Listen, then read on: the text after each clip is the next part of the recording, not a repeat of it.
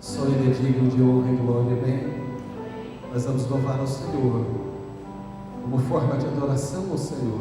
Nós vamos dizer para Ele o que nós estamos fazendo aqui, o que nós viemos fazer aqui. E nesse momento em que nós estaremos louvando ao Senhor, eu não tenho dúvida, o Espírito do Senhor vai te tomar nos braços, Ele vai te ajudar a nesse instante focar nele, na sua palavra e prestar o seu culto ao Senhor. Feche seus olhos, louve o Senhor comigo em adoração. Em adoração, eu me rendo a Ti, eu me rendo a Ti, oh, aleluia. Tu és como um rio,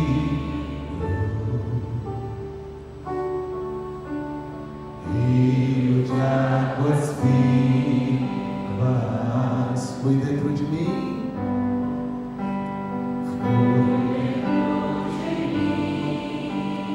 flui dentro de mim, és manancial,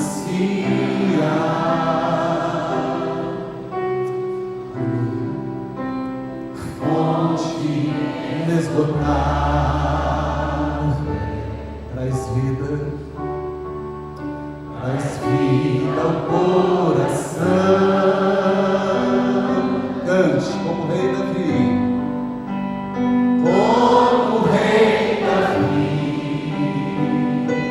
aleluia. Quero te louvar,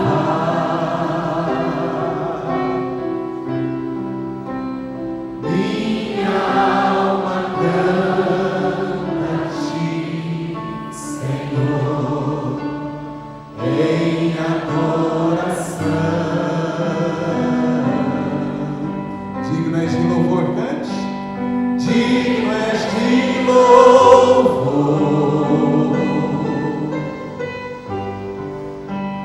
majestade santa, oh, aleluia. Meu prazer é Te dizer, Te amo, ó Senhor. A igreja quer ouvir em adoração. Em adoração, eu me rendo a Ti.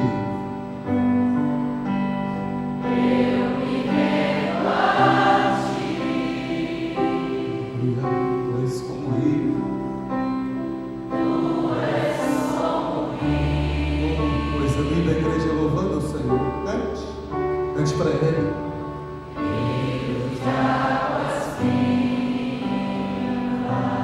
Flui dentro de mim,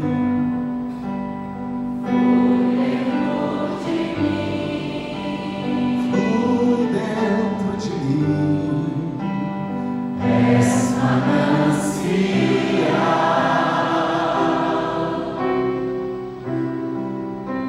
fonte inesgotável,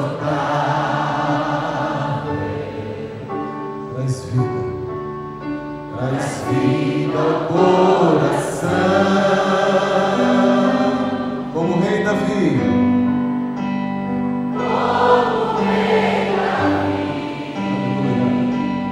aleluia. Quero Te louvar, oh, aleluia. Minha alma canta a Ti, Senhor, em adoração. Oh, digno és de louvor, cante para Ele, cante. Digno és de louvor,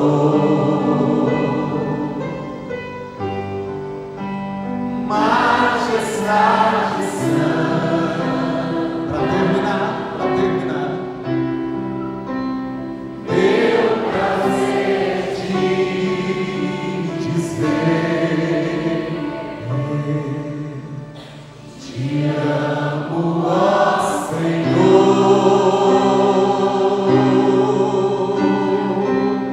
Oh, aleluia, seja louvado o nome dele, a qual o Senhor de toda honra e de toda glória. Nós te adoramos, Senhor, na beleza da tua santidade. Oh, como é bom louvar ao Senhor, como é bom externar a nossa gratidão, o louvor da nossa alma. É isso que nós estamos fazendo aqui, irmãos.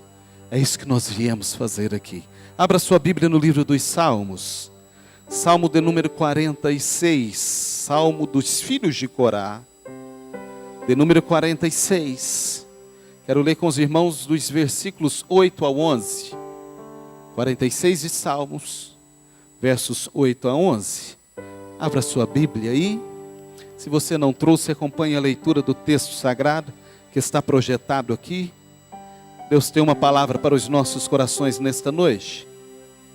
Diz assim a palavra do Senhor: vinde, contemplai as obras do Senhor, que assolações efetuou na terra.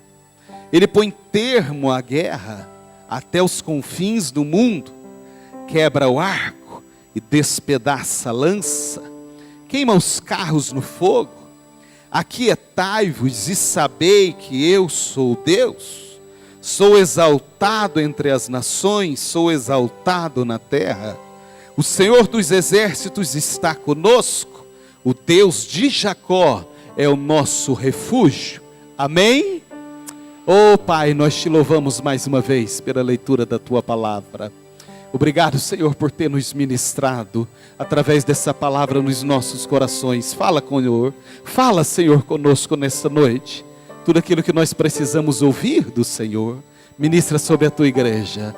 Senhor, nós estamos aqui para ouvir a tua voz, Pai. Fala, Deus, conosco, é o que eu te peço, em nome de Jesus. Amém, amém e amém. Irmãos, hoje eu quero falar com os irmãos um pouquinho sobre o que acontece quando Deus decide agir. Quero falar com os irmãos sobre isso nessa noite, sobre o que acontece quando Deus decide entrar em cena na nossa vida, sobre o que acontece quando Deus decide fazer por nós aquilo que nós mesmos não conseguimos fazer. Esse salmo que nós acabamos de ler, Salmo dos filhos de Corá, é um dos meus preferidos, é um dos meus prediletos. Um dos textos mais lindos da Bíblia, que Deus é o nosso refúgio, Ele é a nossa fortaleza. E os versículos que nós lemos, fala do Senhor agindo, vinde contemplai as obras do Senhor, que assolações efetuou na terra. Ele põe termo à guerra, até os confins do mundo, quebra o arco e despedaça a lança. Ou seja, diz a Bíblia, operando Deus, ou fazendo Deus, ou realizando Deus, quem pode impedir? Diz o profeta. Quando Deus quer agir, quando Deus quer fazer, quando Deus quer trabalhar na vida de alguém, quando Deus quer atuar em favor de alguém, a Bíblia nos diz que ninguém, absolutamente ninguém, pode impedir. Quero falar um pouquinho com os irmãos sobre isso. O que acontece quando Deus decide agir? O que acontece quando Deus decide fazer, quando Deus decide trabalhar por nós? Mas antes, eu quero relembrar com os irmãos um pouquinho algumas verdades sobre o agir de Deus, que eu já falei aqui. Quero falar com os irmãos um pouquinho sobre algumas verdades com relação ao agir de Deus, que em alguns momentos atrás, algum tempo atrás, nós falamos aqui. A primeira verdade, ou seja, aquilo que nós precisamos saber, é que Deus age segundo a sua vontade, e não segundo a nossa vontade. Antes de que a gente enfrente o assunto propriamente dito, o que acontece quando Deus decide agir, nós precisamos saber algumas verdades sobre o agir de Deus, Betim. E a primeira é que Deus age segundo a sua vontade dele, a vontade do Senhor, e não segundo a nossa vontade. Há um texto na Bíblia, salvo engano no próprio livro dos Salmos, que o Senhor diz assim: mas o nosso Deus está nos céus e Ele faz tudo o que lhe apraz. É o Salmo 115 e o versículo de número 3. O nosso Deus está nos céus e Ele faz tudo o que lhe apraz, ou seja, Ele só faz aquilo que Ele quer fazer. Essa é a primeira grande verdade que nós precisamos relembrar. Eu sei que os irmãos sabem, mas não custa lembrar, né? Não custa relembrar nesta noite. Você já sabe, mas nós vamos relembrar um pouquinho sobre algumas verdades com relação no que diz respeito ao agir de Deus. A primeira é essa: Deus age segundo a sua vontade e não de acordo com a nossa vontade. Deus age muitas vezes longe dos nossos olhos e da nossa capacidade de entendimento. Essa é, Isaac, a outra grande verdade. Deus age muitas vezes longe do nosso campo de visão. Deus age muitas vezes longe da nossa visão e da nossa compreensão. Deus age sem a gente ver. Deus age e muitas vezes nós não compreendemos. Essa é também uma grande verdade. Amém, irmãos? Não é assim? Não é sempre que nós estamos vendo Deus agir. O que não quer dizer que Ele não esteja agindo. Não é sempre que nós compreendemos como Deus está agindo. O que não quer dizer que Ele não esteja agindo. Essa verdade nos traz uma certa ansiedade. Porque nós queremos ver, nós queremos compreender, nós queremos entender. Mas a verdade é, irmãos, que o agir de Deus escapa da nossa compreensão. E muitas vezes está longe da nossa visão. Mas Deus está agindo. Uma outra verdade que eu queria combinar com você, para que a gente entrasse no assunto já sabendo, é que Deus age no tempo dele e não no nosso tempo. O agir de Deus acontece no tempo do Senhor e não muitas vezes no nosso tempo. E é por isso que às vezes nós temos a noção, ou às vezes nós temos o entendimento de que Deus está demorando muito. Alguém aqui já pensou isso? Que Deus está demorando a agir na sua vida? Tenha coragem, ergue a mão, deixa eu ver. Porque eu já pensei muitas vezes. Como Deus está demorando a agir. Será que Deus não está vendo? Hein, Suzane, não é? Meu Deus, o que será que Deus está fazendo que Ele não vê? E a gente pensa que Deus está demorando. Mas na verdade Deus não demora. Deus age no tempo exato. Deus age no tempo dele. Essa é uma outra grande verdade, que se a gente tiver compreensão nesta noite, a gente sofre menos, a gente descansa mais, porque nem sempre Deus vai agir no tempo, na hora que nós queremos que Ele haja. É uma grande verdade, não é, irmãos? Quando nós olhamos para a Bíblia, a gente vê o Senhor agindo, trabalhando na vida das pessoas, e às vezes as pessoas já nem acreditavam mais que Deus iria agir, e Deus estava agindo. Foi assim na vida de José, foi assim na vida de Moisés, foi assim na vida de Abraão, foi assim na vida de tantos homens, que nós temos como exemplo na Bíblia. Uma outra grande verdade, irmãos, que nós queremos nesta noite, que eu quero nesta noite, na verdade, que a gente entenda, assente o nosso entendimento com relação a isso, é que Deus age sempre, eu disse sempre, sempre para o bem daqueles que o amam, que amam a Deus. Essa é uma outra grande verdade, Varjão. Deus age sempre para o bem, embora a gente não entenda no momento, embora a gente não compreenda no momento. Mas Deus age sempre para o bem. Diz a Bíblia, bem daqueles que amam a Deus. Então, se a gente nessa noite concordar com essas 3 verdades, ou com essas 4, acho que foram 4, né? Deus age segundo a sua vontade, não segundo a nossa vontade. Deus age muitas vezes longe dos nossos olhos e da nossa compreensão, é a segunda. E Deus age no tempo dele e não na hora que nós queremos, é a terceira. E a quarta é que Deus age sempre para o bem. Amém? Estamos entendidos com relação a essas verdades, irmãos? Amém? Quando a gente compreende isso, a gente está no caminho, viu? Já passamos a metade do caminho. Ou seja, são verdades com relação ao agir de Deus. Isso significa dizer que Deus sempre vai agir. Deus sempre vai fazer, mas não do jeito que eu quero, não no tempo que eu quero, não na forma que eu quero, não da maneira como eu estou esperando, mas Deus vai agir. Deus vai agir. O Espírito do Senhor nos trouxe aqui nesta noite para que a gente compreenda que Deus está agindo e Deus vai continuar agindo em meu favor e em seu favor também. Dito isso, eu preciso nessa noite, nesse tempo que nos resta, meditar com os irmãos um pouquinho sobre isso. O que acontece quando Deus decide agir?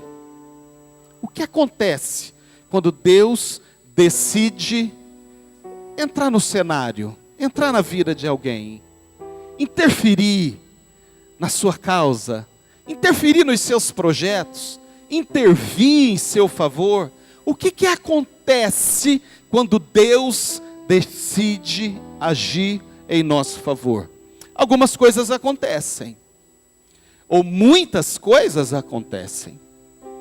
Quando nós olhamos para a Bíblia, irmãos, uma das coisas que nós percebemos, muitas vezes, isso acontece muitas vezes no transcorrer do texto sagrado, é que quando Deus decide agir, o impossível torna-se possível. Quando Deus decide agir, aquilo que era impossível para mim, aquilo que era impossível para você, torna-se possível. Porque Deus, diz a Bíblia, não conhece impossível. Deus não sabe o que é impossível. Isso quer dizer que não existe nada que Deus não possa realizar. Não existe nada que Deus não possa fazer.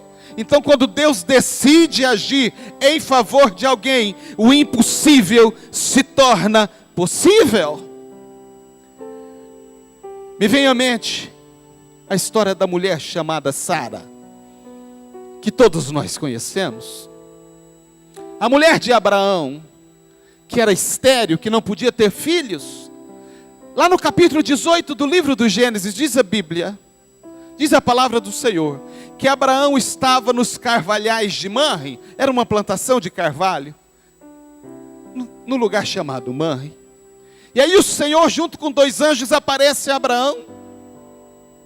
E a Bíblia diz que quando o Senhor se apresenta a Abraão, junto com aqueles 2 anjos, é uma teofania, é uma manifestação de Deus na forma humana, na forma que ele pudesse ver, olhar e compreender que eram 3 pessoas. Mas a Bíblia diz para nós que eram 2 anjos e o Senhor. E eles se apresentam a Abraão e eles falam com Abraão, Pedro. A Bíblia diz que o Senhor fala com Abraão. E quando Abraão vê aquelas 3 pessoas, que era o Senhor e 2 anjos numa forma humana, numa teofania, repito, e eles se apresentam àquele homem, diz a Bíblia que Abraão era um homem justo, era um homem reto, ele adorava a Deus, e quando ele chega diante daquelas pessoas, ele diz para eles assim: espera um pouquinho. Abraão está achando que são 3 forasteiros, que são 3 viajantes que estão passando por lá, e uma das características mais marcantes de Abraão era a hospitalidade. Falamos sobre isso aqui na quinta-feira agora, era a hospitalidade. Até porque era o princípio da lei, embora não existisse lei ainda na época de Abraão, mas ele foi a inspiração para a lei, sobre tratar os forasteiros com dignidade, com respeito, dar comida, dar pouso, dar banho, lavar os pés, enfim, dar condições para que aquelas pessoas pudessem ter o mínimo possível de cuidado. E a Bíblia diz que Abraão se prepara para isso, ele insiste com aqueles 3 homens que se apresentam a ele e diz: espera um pouquinho, não vai embora, se antes a gente preparar alguma coisa para comer. E os homens dizem para ele: ok, pode ir, nós ficaremos esperando. E ele sai correndo e diz para Sara: Sara, prepara uma medida aí de efa, uma flor de farinha, faz uns bolos, faz uns pães, vai até o pasto, pega um novilho, diz para o funcionário: mata esse novilho, prepara uma carne, nós vamos fazer um churrasco enquanto a Sara prepara o pão, porque nós temos 3 visitantes ilustres aqui, 3 hóspedes. E no momento em que eles estavam comendo, diz a Bíblia que o Senhor, na figura de um homem, na figura de uma pessoa, fala com Abraão: Abraão, por este tempo, daqui 1 ano, você vai estar com um filho nos braços. Daqui 1 ano a sua esposa dará à luz a um filho. E a Bíblia diz que Sara não estava no mesmo lugar que eles estavam. Ela estava na cozinha, mas ela ouviu. E o texto diz, irmãos, em Gênesis 18, que ela ouviu e riu dentro dela. O texto diz isso. Ela riu internamente, ela não deu uma gargalhada. Ela riu internamente, ela riu da situação. Ela riu do que aquele homem falava para o marido dela: daqui 1 ano eu vou voltar e a sua esposa vai ter um filho nos braços. A Bíblia diz que ela riu porque ela duvidou. Ela dizia: esse homem não me conhece, ele não sabe que eu sou estéril, ele não sabe que eu não posso gerar, ter filhos.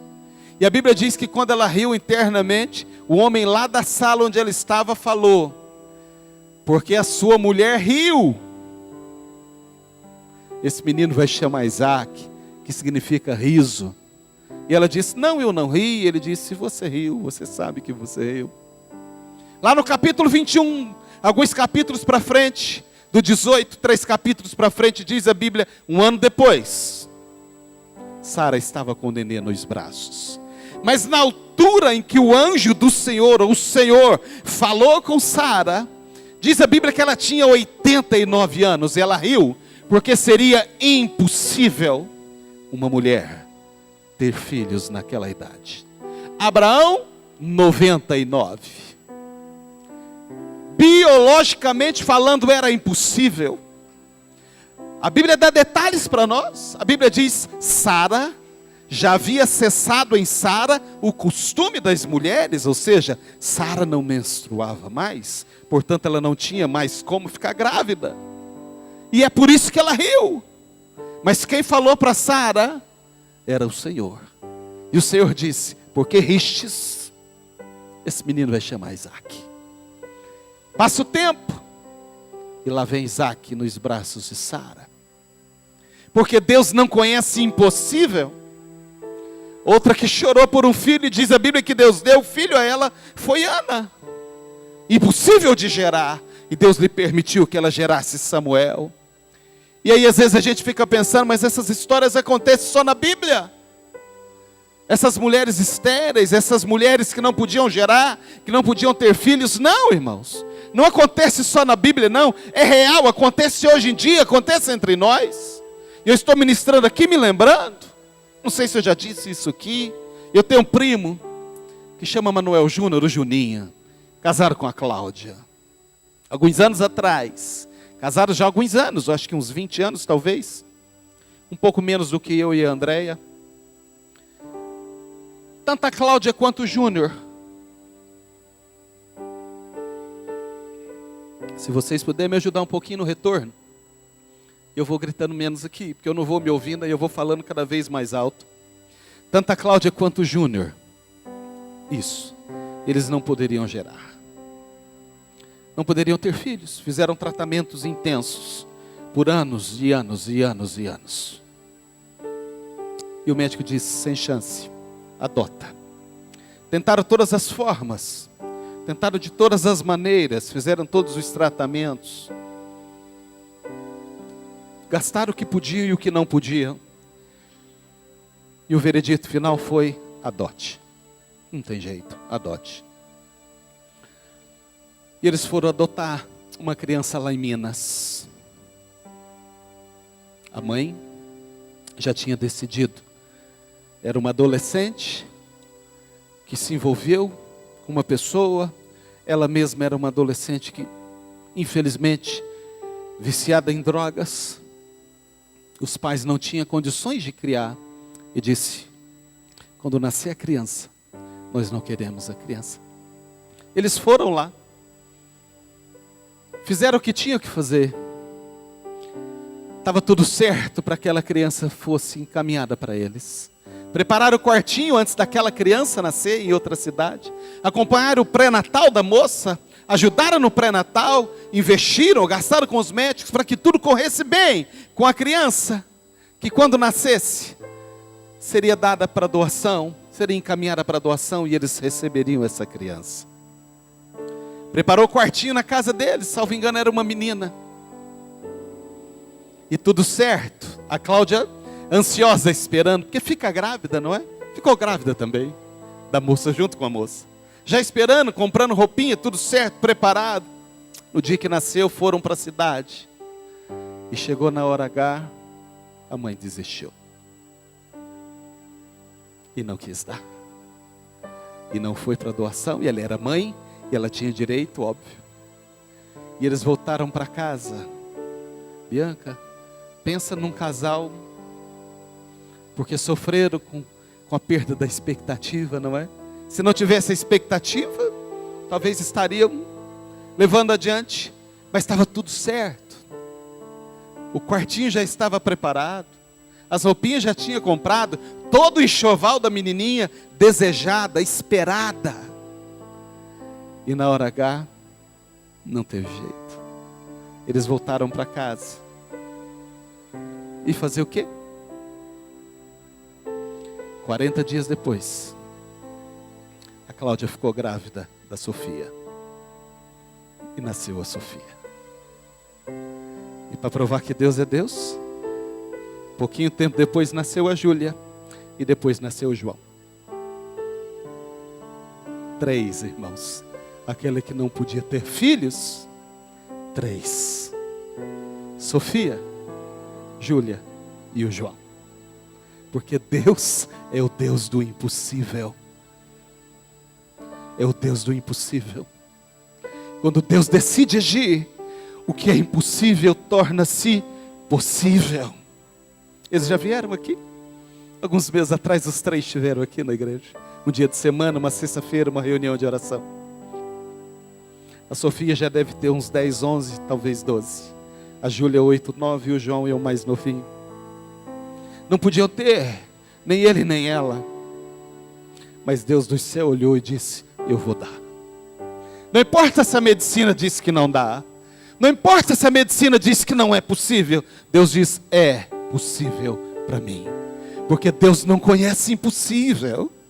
Então quando Deus decide agir, a primeira coisa que eu vejo, quando Deus decide agir, é que o impossível torna-se possível. Eu não sei o que te motivou hoje a estar aqui. Eu não sei em qual aspecto da sua vida, se você tem algo que para você seja impossível. É possível que tenha alguém aqui nessa noite que esteja desse jeito. Talvez a tua situação é a mesma que eu narrei, é um filho que você quer. E você já desistiu? Você acha que não vai dar mais? Depende do teu grau de relacionamento com Deus. Depende da tua intimidade com o Senhor. Depende com a sua busca no Senhor. Depende do seu desejo. Depende do que realmente você quer com Deus. Não importa o que a medicina disse. Não importa o que os médicos disseram. Não importa o que alguém disse. Às vezes o seu problema não é esse, é outro, não importa. Às vezes é impossível para você. Mas se Deus decidir agir na sua vida hoje, o impossível torna-se possível. Porque Deus não conhece impossível. Ele não conhece impossível. Quando Deus decide agir, o esquecido é lembrado. Quando Deus decide agir, aquele que é esquecido é lembrado. Nós estudamos recente, na escola teológica, o livro de Samuel. Lembra do homem chamado Mefibosete? Lembra? Esquecido. Quem ia lembrar de Mefibosete? Aleijado, filho de Jonatas, que já havia morrido, neto do rei Saul, que já tinha morrido também. Era agora um outro reino, Davi tinha assumido o reino. E o menino esquecido foi criado, morando numa casa emprestada, na casa de um tal de Marquis. Vivia de favor na casa de Marquis, num lugar chamado Lodebar, diz a Bíblia, lá no livro de 1 Samuel, ou melhor, 2 Samuel, capítulo 9. Ele morava de favor, na casa de Marquis, num lugar chamado Lodebar. Sabe o que significa Lodebar? Lodebar significa terra onde não tem pasto, terra onde não nasce nada, torrão, varjão de terra. Esse homem chamado Mefibosete, que tinha sido príncipe em Israel, hoje ele não era mais ninguém, esquecido. Mas a Bíblia diz que Deus se lembrou de Mefibosete. Quando Deus decide agir, Deus se lembra daqueles que ninguém se lembra. Um dia Davi está andando no palácio. O grande rei Davi, sua majestade o rei Davi, grande rei de Israel, andando no palácio real, depois de conquistar tudo. Ele está andando no palácio. Muitos anos tinham se passado. E Deus, coloca no coração de Davi. Pergunta se existe alguém ainda vivo da casa de Saul, de Jonatas. Deus coloca no coração de Davi, vem à mente, e ele chama Ziba, e pergunta: existe alguém da casa de Saul?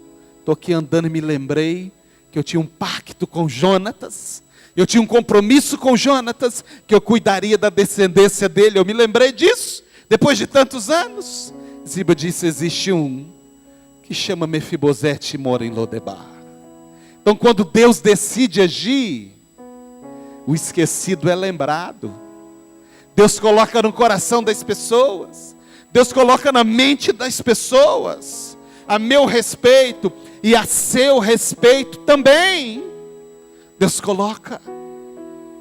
Às vezes nós atravessamos situações, e quem poderia nos socorrer, nos ajudar, às vezes é tão distante, tão longe, e a gente não sabe o que fazer, mas Deus coloca na mente das pessoas. Deus usa as pessoas para que alcance você e alcance a mim. Eu já contei aqui nesse altar um dos momentos mais difíceis na minha vida profissional. Eu era gerente de uma agência aqui em Monte Alto, na época Unibanco. E quando eu assumi a agência, o meu diretor disse: você vai ficar 3 anos nessa agência, como gerente geral da agência. Carol era pequenininha, a Kai tinha acabado de nascer. Escolhe uma casa, aluga um apartamento, o banco pagava. E põe seus filhos numa escola e se prepara para você ficar 3 anos. E eu tinha um amigo nessa agência, que tínhamos trabalhado juntos lá em Campinas. Na época ele era chefe, e eu estava começando no banco. O tempo passou, o mundo deu volta, eu voltei. E eu voltei para ser chefe dele. E ele não assimilou isso muito bem. Eu era muito mais novo do que ele. E eu voltei para ser o gerente geral da agência. E ele não assimilou isso bem. E aí, irmãos, foi uma batalha. Porque era muito difícil para mim lidar com ele. Mas eu poderia decidir. Eu, como gerente geral, poderia demitir, porque eu era o chefe dele. Mas eu disse: Deus, eu não vou botar a mão nele. Eu não posso fazer isso com ele. Mas, Senhor, eu não consigo mais ficar aqui. O homem disse que eu vou ficar aqui no mínimo 3 anos. Passaram alguns meses, eu já não estou aguentando mais. Porque está difícil a convivência, o relacionamento. Mas é porque ele não assimilou. Ele não assimilou. Mas ele é um cara bom. E um dia eu orei numa sexta-feira, irmãos, em casa. Nem André sabia. E eu disse para o Senhor no pé da minha cama: Deus, ou mexe com ele ou mexe comigo. Ou tira ele ou tira eu. Mas eu não vou botar a mão nele. Eu não posso fazer isso. Eu não posso demitir esse moço, ele é bem mais velho que eu. Onde que ele vai trabalhar? Onde ele vai arrumar emprego numa cidade pequena como essa? E outra é a cidade dele. Mas eu também não posso seguir desse jeito. Ou o Senhor tira ele, ou o Senhor tira eu. Mas eu não vou pôr a mão nele. Sexta-feira à noite. Sábado viemos para Barretos, culto de ceia. O pastor estava pregando. E ele olhou para mim e disse: Robson, Deus manda te dizer, prepare a mudança, porque você vai sair de onde você está. O Senhor me mostra um caminhão para na porta da sua casa e toda a sua mudança é colocada em cima e você está saindo da cidade onde você está. E Deus vai te levar para um outro lugar muito, muito maior do que onde você está. E tem a ver com a tua vida profissional e a função que você vai receber. A função que você vai ocupar. Em cima do púlpito tinha um copo d'água como esse, irmãos. Ele estava bebendo. Ele disse assim para mim: o lugar para onde você vai, a função que você vai ocupar, vai ser tão maior do que onde você está, que você vai se sentir do tamanho desse copo d'água, de tão pequeno. Mas não se preocupe, porque tudo vai dar certo. E vai dar certo porque Deus se agradou da sua posição e não resolver com as suas mãos, em deixar Deus agir por você. Isso foi sábado à noite. Eu fiquei tão feliz, irmãos. E estava preparado para chegar na agência e trabalhar os 3 anos, se precisasse. Porque eu tinha certeza que Deus tinha falado comigo, Bruno. Mas eu cheguei na agência segunda-feira e toco o telefone. A secretária passa a ligação e diz para mim: é da diretoria de Ribeirão Preto. Eu atendi o telefone e a secretária do diretor disse: o diretor te chama, você precisa estar aqui amanhã 9 horas da manhã. Eu liguei para André e André disse: me liga de lá, e disse para onde nós vamos. Eu disse: ainda não pode ser, Deus falou conosco sábado, hoje é segunda, não é possível, 2 dias. Ela disse, me ligue e diga para onde nós vamos. Eu cheguei em Ribeirão para falar com o diretor, Lami. E ele olhou para mim e disse, Robson, quanto tempo você está lá naquela agência? Eu disse, 8 meses, vou completar 9 meses. Ele disse, eu não posso fazer isso com você, mas é um crime que eu vou fazer com você, mas eu preciso fazer. Eu preciso fazer. E eu pensava comigo, eu já estou sabendo, Deus falou comigo que você vai me tirar de lá. E ele olhou para mim, irmãos, e disse sim, eu vou te colocar numa agência muito maior do que onde você está. Era só 10 vezes maior. Eu estou com um problema naquela agência. E eu pensei em muitas pessoas para assumir aquele lugar, para não ter que mexer com você. Mas eu deito na cama, ele disse para mim, faz 15 dias que eu estou pensando em alguém para assumir aquela agência. Mas eu deito na minha cama, vem você na minha cabeça, vem você na minha cabeça, vem você na minha cabeça. Então não tem jeito, tem que ser você. E eu saí de lá com menos de 9 meses. E assumi uma agência muito maior, que me projetou no banco, e me fez assumir uma regional mais na frente, lá em Uberlândia. O que eu estou querendo dizer para você, é que Deus vai fazer pessoas lembrar de você. Ei, Deus vai fazer pessoas lembrar de você. Às vezes você acha que ninguém se lembra, mas há um Deus no céu que controla tudo, irmãos. Esse homem que era o meu diretor, nunca tinha entrado dentro de uma igreja, Pedro. Não tinha, que eu saiba pelo menos, uma vida de intimidade com Deus, mas não importa. Deus usa quem Ele quer para tocar a minha e a sua vida, para fazer as coisas acontecer na nossa vida. Deus usa quem Ele quer.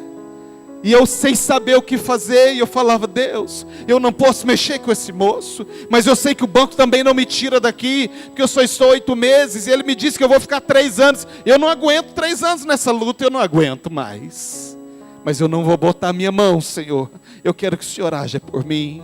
E Deus decidiu agir em meu favor, e quando Deus decidiu agir por mim, eu que estava esquecido, fui lembrado, irmãos, por aquele que podia decidir, por aquele que podia fazer, porque é assim que Deus faz. Deus traz a lembrança àqueles que estão esquecidos. Quando Deus decide agir, o fraco se torna forte. Às vezes a gente diz que está tão fraco, por isso que o profeta Joel diz lá no capítulo 3 e verso 10, diga ao fraco, eu sou forte. Porque quando Deus decide agir em nosso favor, o fraco se torna forte, o medroso fica valente, fica corajoso. Lembra de Gideão? Deus decidiu agir por ele. A Bíblia diz que aquele moço Gideão estava escondido no lagar, com medo dos inimigos, os midianitas virem, para levar o restinho de comida que ele tinha. Então ele malhava trigo no lagar. Lagar é lugar de pisar uva. Todo mundo sabe disso, lagar é o lugar onde se faz o vinho, não é lugar de malhar trigo, mas como ele estava correndo do inimigo com medo, ele estava lá no lagar malhando um molinho de trigo que sobrou, quem sabe fazer um bolo, um pão, havia fome na terra, e a Bíblia diz que Deus se apresenta a Gideão e diz para ele, o Senhor é contigo, homem corajoso, homem valente. E o homem morrendo de medo, irmãos, os joelhos batendo assim um no outro. E Deus diz, o Senhor é contigo, Rodrigo. Homem corajoso, ele está aqui, o quê? Eu? Você é corajoso. Diga ao fraco, eu sou forte. Você pensa que não consegue, que não dá, que não vai conseguir, que é muito para você, que não dá para passar por isso. Deus nessa noite renova as suas forças. E Ele te dá forças nele. Paulo disse, posso, quando ele escreve a carta aos Filipenses, posso todas as coisas naquele que me fortalece. É em Deus que você pode, é em Deus que você é forte. Ei, o Deus que te trouxe aqui te toma nos braços se precisar, te toma no colo se precisar, e Ele te ajuda a passar por isso. Você não está sozinho, você não está sozinha. É isso que eu encontro aqui na Bíblia, quando Deus fala com Gideão, o Senhor é contigo. Homem corajoso, você vai vencer essa batalha. E a história nós conhecemos. Ele vence os inimigos com apenas 300 homens, um exército de milhares, porque o Senhor era com ele. O segredo está, sabe aonde? E o Senhor está com você, Mariana. E o Senhor está com você, irmão Edson. Se o Senhor estiver com você, não existe batalha que você não possa vencer. Não existe. Ele nos faz corajosos, Ele nos faz valorosos. Pessoas desacreditadas passam a ser acreditadas de novo.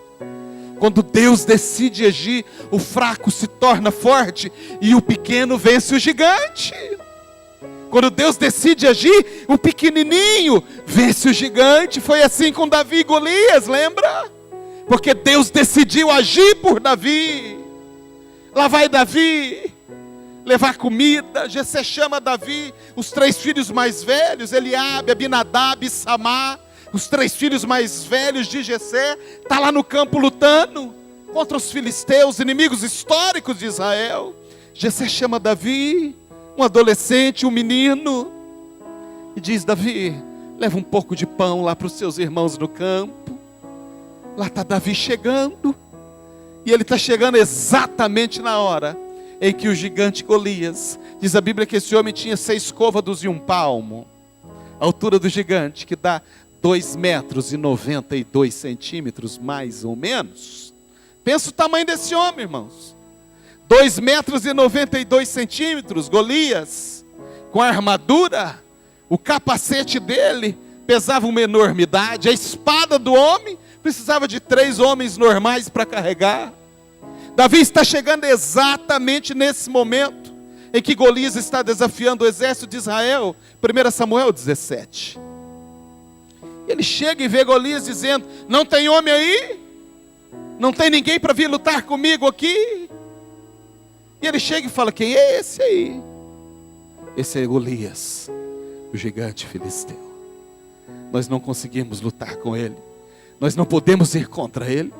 Nós não temos condições de enfrentá-lo numa batalha. Nós não podemos. Ei, Davi olha para os seus irmãos. Olha para Abinadab, o mais velho, e diz: mas então eu vou contra ele. Abinadab diz: Davi, deixa logo esse pão aqui e volta para casa, hein, Guilherme? A mãe do Guilherme, mais ou menos, Davi, irmãos. Só que era mais bonito que Guilherme. Não é nada ser bonito, né, Guilherme? A Bíblia diz que Davi era ruivo, cabelinho vermelhinho, e era bonito esse adolescente. A Bíblia diz que ele era de gentil presença e tinha formosura no rosto.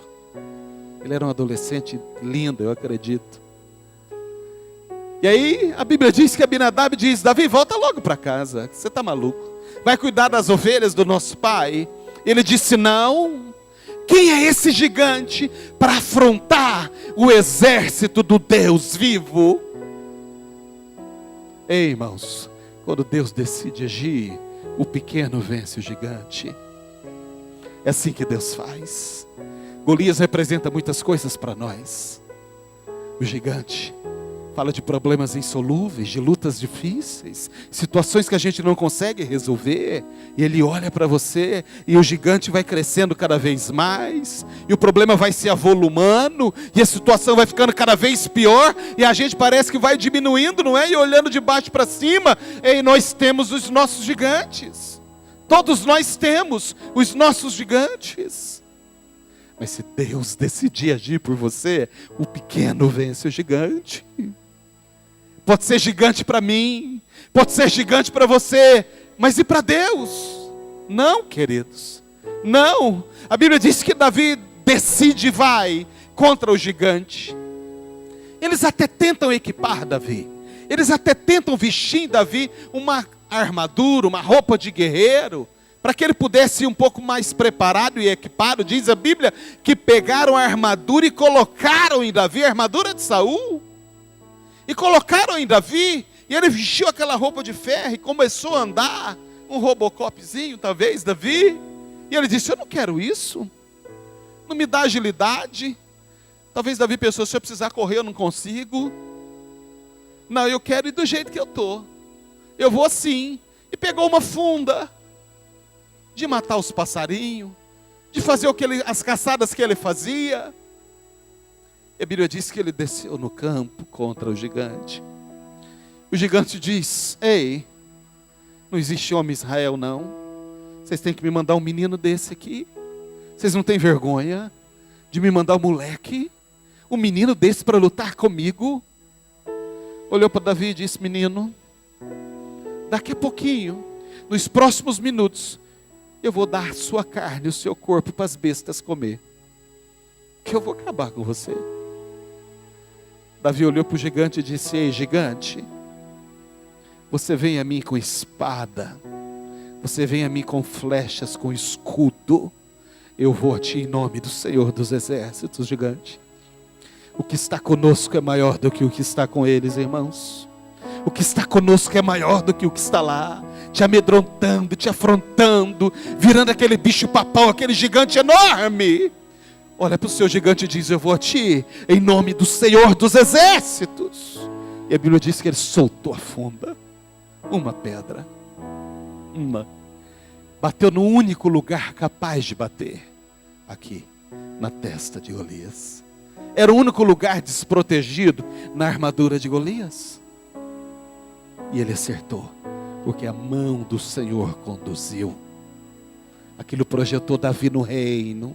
Era Deus trabalhando em favor de Davi. Note, quando eu enfrentei o meu gigante, o que era um gigante para mim, e Deus me deu graça, nessa história que eu contei aqui, para os irmãos agora há pouco, sobre a minha vida.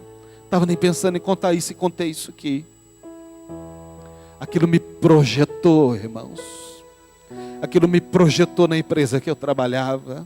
Aquilo me levou para um outro status. Eu passei a ser visto de forma diferente. Eu era um menino. Eu tinha 20 e poucos anos na época. Assumi uma das maiores agências do banco do interior de São Paulo inteiro.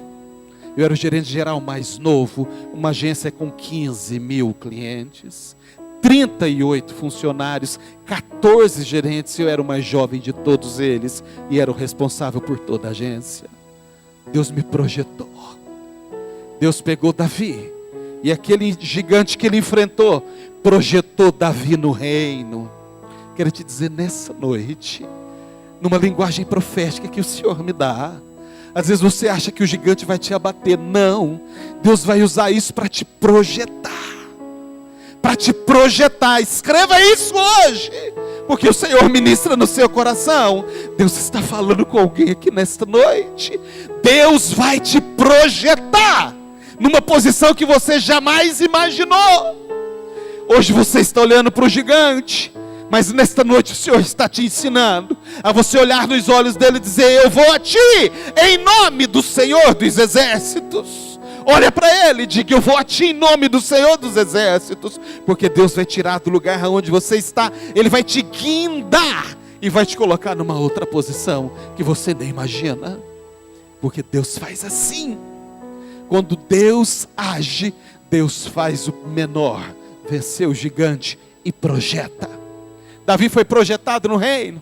Depois que ele vence o gigante, Saul chega para ele e diz: quem é você, menino? Saul era o rei. Quem é você, jovem? Ele diz: eu sou filho de Jessé, seu servo, o belemita. Saul diz: não, fala para o teu pai, você vai morar no palácio comigo agora. Você vai ficar aqui no palácio comigo, eu preciso de você. Deus já estava trabalhando na vida de Davi, para que ele pudesse assumir a posição do próprio rei Saul, e se tornou no maior rei da história de Israel, o grande rei Davi. Quem nunca ouviu falar no rei Davi? O homem segundo o coração de Deus. Porque Deus decidiu agir por ele. Ei, você crê que Deus pode agir por você? Crê mesmo? De verdade? Existe alguma coisa que Deus pode fazer por você, ou possa fazer por você nesta noite? Existe? Se existe, coloca diante do Senhor nesta noite. Diga: Deus, o Senhor me trouxe aqui para ouvir isso. Deus tem compromisso com essa palavra, porque essa palavra é a palavra dele, do trono do Senhor. Eu não sei qual é o seu gigante, eu não sei o que te tira o sono, eu não sei o que te fez vir aqui nesta noite, por que você está aqui. Mas se você veio aqui, porque você precisava ouvir uma palavra do Senhor, essa é a palavra que Deus tem ministrado nos nossos corações nesta noite. Às vezes você diz: eu não tenho problema nenhum. Oh, ora por mim. Se você não tem problema nenhum, ore por mim. Eu estou precisando da sua oração. Às vezes você diz, eu tenho problema, mas os meus problemas não são assim tão grandes, tão gigantes assim. Amém, amém, amém. Mas existe algo do Senhor para a sua vida. Em alguns momentos, me ouça com atenção. Se você acha isso, e eu louvo a Deus por isso, você diz, eu não tenho tantos problemas. Os meus problemas não são tão sérios assim, eu tenho umas coisinhas para resolver. Amém. Glória a Deus por isso, eu louvo a Deus pela sua vida. Mas existe algo de Deus. Às vezes Deus nos alimenta. Deus permite com que a gente coma um alimento, uma comida espiritual, para que a gente use ela depois, 40 dias depois. Deus falava assim com Elias, Elias, come essa comida. Mas Senhor, eu já comi muito, eu não aguento mais. Come mais, Elias, porque você vai precisar dela. Porque agora você vai ter 40 dias sem comida. Às vezes, você está aqui nesta noite me ouvindo pregar e pode pensar essa mensagem. Eu não tenho tantas coisas assim. Eu não acredito que Deus tenha tantas coisas assim para fazer na minha vida. A minha vida está caminhando bem, razoavelmente bem as áreas da minha vida. Essas coisas que o Senhor está dizendo aí, pastor, são coisas muito fortes. Ok, só que não se esqueça. Existe um negócio que chama vida. E a nossa vida, irmãos, é feita de picos e vales. Um dia nós estamos aqui, e outro dia nós estamos aqui. E no momento em que você estiver aqui, o Espírito do Senhor vai te lembrar desta palavra. Quando Deus age, nada pode segurar as mãos de Deus em seu favor. Mas às vezes você veio aqui nessa noite, e o seu coração está exatamente dessa forma, dizendo, Senhor, eu não sei o que fazer. Eu estou precisando de um milagre, porque para mim é impossível. Eu estava esquecido, e Deus está dizendo, eu lembrei de você hoje. Eu me lembrei de você, e por isso eu estou ministrando essa palavra. E você diz, mas eu sou tão fraco. E o Senhor diz, o fraco comigo se torna forte. O fraco comigo se torna forte. E você pode dizer, ao me ver ministrar essa palavra, o gigante é muito grande. Deus está dizendo, o pequeno derruba o gigante. O pequeno prevalece sobre o gigante, porque é assim que Deus faz. Eu vou terminar essa mensagem e terminar esse culto nesta noite. Antes, eu preciso dizer para você que quando Deus age, Ele transforma a realidade. Quando Deus age, Ele transforma a realidade em nossa volta. Faz parte do agir do Senhor. Às vezes a sua realidade de vida hoje está muito longe, está muito distante daquilo que você tem pedido e buscado ao Senhor. Quando Deus age, Ele transforma a realidade. Há um texto, um dos textos mais lindos da Bíblia, nós encontramos no Evangelho de São João, no capítulo 2. O título desse texto é As Bodas de Caná. Já ouviram? Já leram esse texto? Quando Jesus realiza o seu primeiro milagre, quando Ele se apresenta ao mundo como Filho de Deus, como Deus, porque até então, até aquele momento, Ele era apenas o carpinteiro de Nazaré, criado por Maria e por José. Mas naquele momento Ele vai se apresentar ao mundo, e é numa festa de casamento. Deus tem algumas coisas com casamento. Jesus decide se manifestar e se apresentar ao mundo exatamente numa festa de casamento. E o casamento estava acontecendo numa cidadezinha chamada Caná da Galileia, que ficava pertinho, ao norte de Nazaré, na periferia de Nazaré, ficava essa cidade chamada Caná. E a Bíblia diz que Maria foi convidada e possivelmente ajudava na festa. Eram de pessoas próximas, conhecidas da família de Jesus. E Jesus foi convidado, junto com os discípulos, diz o texto. Jesus estava começando o seu ministério, ele já tinha escolhido ali alguns discípulos, por exemplo, Natanael, Filipe, Pedro, André, já fazia parte daqueles que viriam a ser o círculo mais próximo de Jesus. E Jesus vai nesse casamento.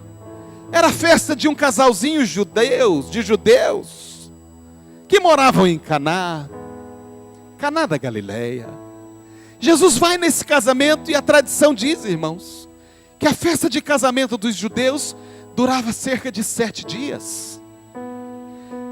Depois que ficavam noivos, 1 ano depois, acontecia o casamento. Era 1 ano de noivado, de desposamento.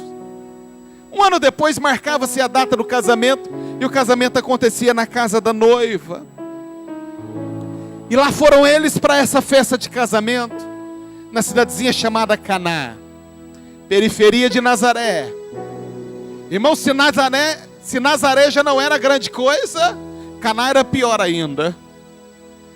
A Bíblia diz que quando Jesus conhece Natanael, antes de Jesus se encontrar com Natanael, Filipe encontra Natanael e diz: Natanael, eu conheci um homem que você precisa conhecer. Ele fala diferente, ele age diferente. Esse homem é o Filho de Deus, Natanael. E aí Natanael olha para Filipe e fala: de onde ele é, Filipe? Aí Filipe fala para Natanael: ele é de Nazaré. Aí Natanael fala: tenha dó, Filipe, pode vir alguma coisa boa de Nazaré? Se ele fosse de Jerusalém, tudo bem, mas Nazaré, tá de brincadeira. Nazaré, irmãos. Irmão João está aí. Nazaré era como se fosse um Alberto Moreira, meu João. Eu não vou falar de Ibitu hoje não. Caná era o Ibitu. Nazaré era uma cidadezinha muito pobrezinha, irmãos. E Caná era mais pobre ainda. Pensa na periferia. Filipe fala para Natanael: ele vem de Nazaré. Natanael fala: você está de brincadeira, Filipe? Vem nada bom de Nazaré não? E esse casamento está acontecendo em Caná, Varjão. E a Bíblia diz que Jesus vai. E a festa está acontecendo. Os noivos estão felizes. Os convidados. De repente, no meio da festa, irmãos, diz a Bíblia que Maria chega para Jesus e fala: Jesus, acabou o vinho. Acabou tudo. Os noivos estão apavorados. Os pais do noivo estão morrendo de vergonha, porque a festa está rolando. Os convidados estão todos aí ainda, mas já acabou o vinho. E ela fala com ele: acabou o vinho. Jesus olha para ela e fala: mulher, que quer dizer senhora, ainda não é chegada a minha hora. O que eu posso fazer? Maria olha para ele e fala: você vai fazer. Aí chama os convidados, alguns ali que estão próximos servindo, os garçons que estão servindo, e diz: faça tudo o que ele disser para fazer. A Bíblia diz que Jesus pergunta para eles: onde estão aquelas talhas? Talhas que os judeus tomavam banho, lavavam os pés quando chegava da roça, da rua. Talhas de encher de água, era uma tina de água. A Bíblia diz que aqueles que estavam servindo trazem 6 talhas para Jesus, 6 tinas. Jesus diz: dá uma lavada aí e joga a água dentro delas, enche todas de água. Eles encheram de água, trouxeram até Jesus, e Jesus disse para eles: agora leva essa água ao mestre Sala, ao maître, aquele que é o chefe dos garçons. Peça para ele experimentar. E a Bíblia diz que os serventes saíram com as talhas, e quando chegaram diante do maître, ele pegou, e era vinho, e ele pôs na boca, chamou os donos da festa e disse assim para eles: todo mundo, em todos os casamentos que eu faço, serve primeiro o melhor vinho para os convidados, e por último aquele vinho mais fraco, o sangue de bois. Os irmãos conhecem o sangue de bois, popularmente chamado de sangue de boi, né? O chapinha. Serve por último o chapinha. Mas vocês fizeram o contrário, vocês serviram o melhor agora. Que casta que é esse vinho? Da onde que saiu esse vinho? Jesus tinha acabado de transformar a água em vinho. Quando Jesus age, quando Deus age, Ele transforma a realidade. O que eu quero dizer para você é que a gente olhar para essa passagem de Caná, a gente vai aprender algumas coisas com ela. Caná era a festa dos pobres. Caná representa a festa daqueles que têm pouco recurso. Caná representa o lugar onde os recursos se acabam, onde os recursos se esgotam, onde cessam os recursos humanos. Caná representa a escassez material, a escassez financeira. Caná representa o lugar da vergonha.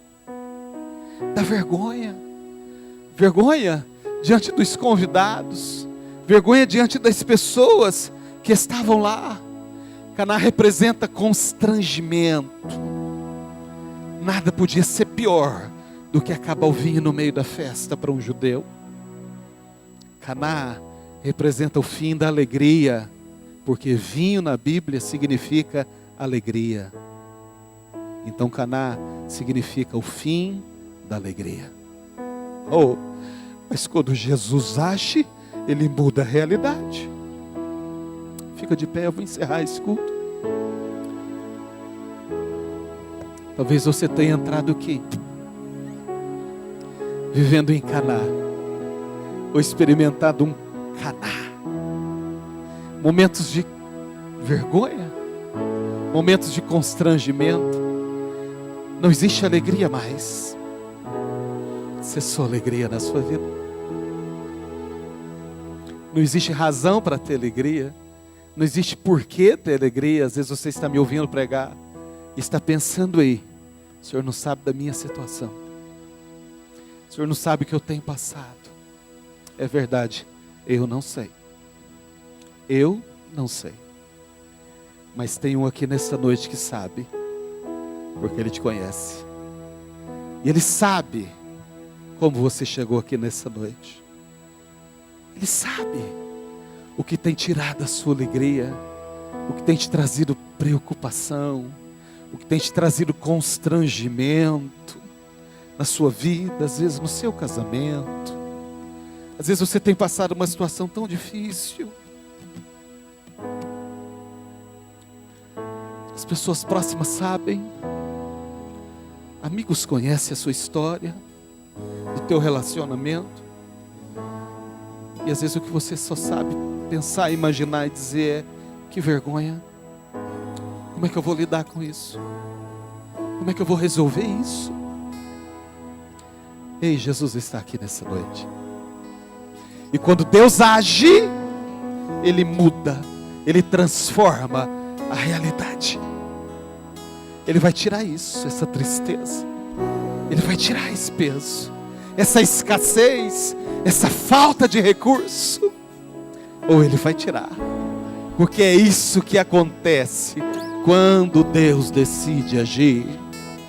Ele muda a realidade. Ele transforma tudo. E o melhor que eu quero te dizer, a melhor notícia que eu vou te dar,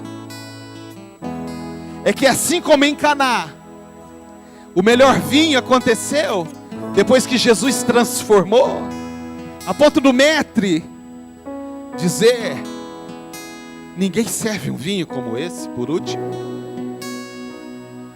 O que isso significa? É que depois que Deus age na sua vida, e assim como o Senhor vai fazer hoje, o melhor ainda vai vir. O melhor de Deus está por vir. O melhor do Senhor ainda não começou para você. Creia. Porque Deus vai agir na sua vida hoje. Assim como aquele vinho foi o melhor, você vai dizer: o melhor eu estou experimentando agora. Eu não tinha vivido isso ainda. Eu não tinha sentido isso ainda. A minha vida não tinha funcionado ainda desse jeito. Eu nunca imaginei que eu pudesse viver assim. Nunca imaginei.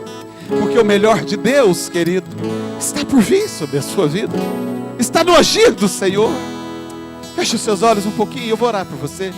Feche os seus olhos por um momento. Quando Deus agir em seu favor, tudo vai resolver. Tudo vai resolver. Louve o Senhor.